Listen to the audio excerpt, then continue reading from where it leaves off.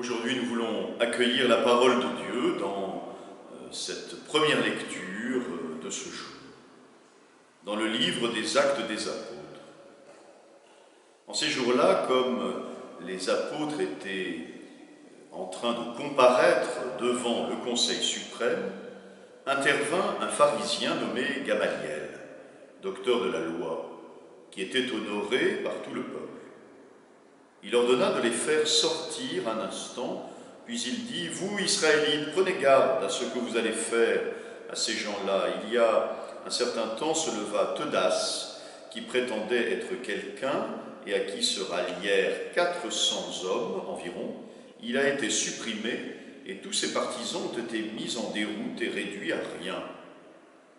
Après lui, à l'époque du recensement, se leva Judas le Galiléen, qui a entraîné beaucoup de monde derrière lui. Il a péri, lui aussi, et tous ses partisans ont été dispersés.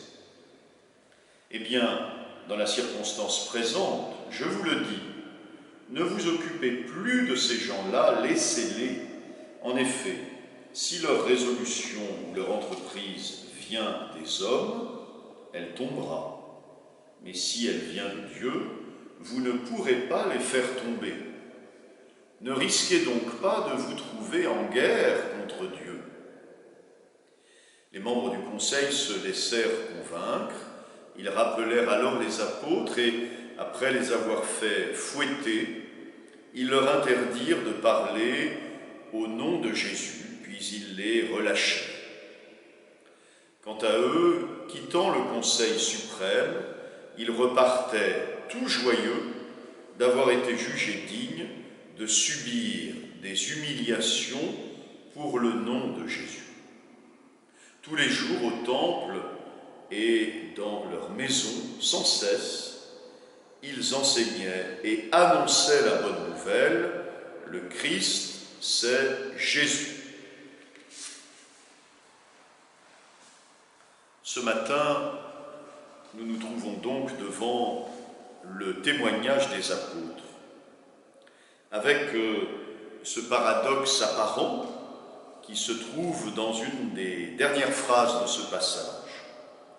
Les apôtres, nous dit saint Luc, repartent tout joyeux d'avoir été jugés dignes de subir des humiliations pour le nom de Jésus. De la joie au moment de subir des humiliations. Que nous apprend ce paradoxe sur le témoignage que nous, chrétiens, nous sommes appelés à rendre? Eh bien, ce témoignage n'est pas de l'ordre du militantisme qui défend des idées, des valeurs. Ce témoignage que nous avons à rendre a sa source dans ce lien unique et profond avec le Christ dans la foi. L'amour du Christ entièrement donné sur la croix, vainqueur de la mort, nous saisit intérieurement et de l'amitié profonde vécue avec le Christ jaillit ce désir et en même temps cette audace de l'annoncer à temps et à contre-temps.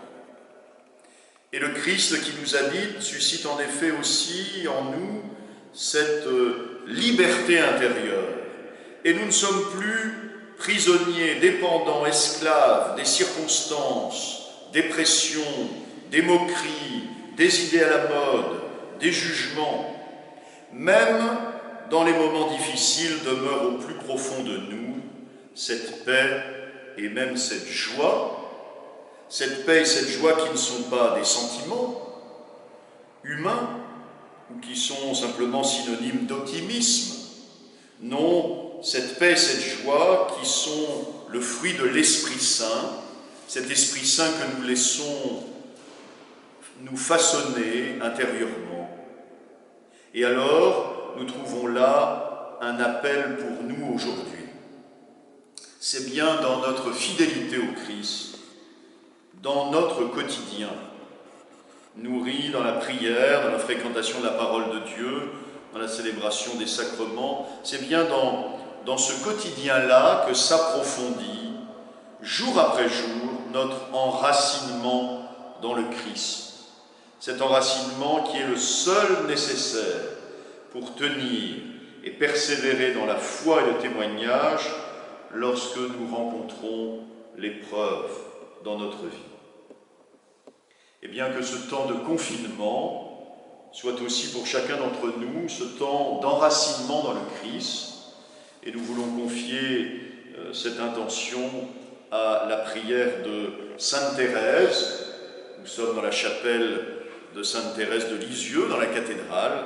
Nous confions cette prière ce matin à Sainte Thérèse, à la fois carmélite et patronne des missionnaires, de tous les témoins que nous sommes appelés à être aujourd'hui, à temps et à contre-temps, comme les premiers apôtres qui annonçaient la bonne nouvelle. Oui, vraiment, le Christ, c'est Jésus. Amen.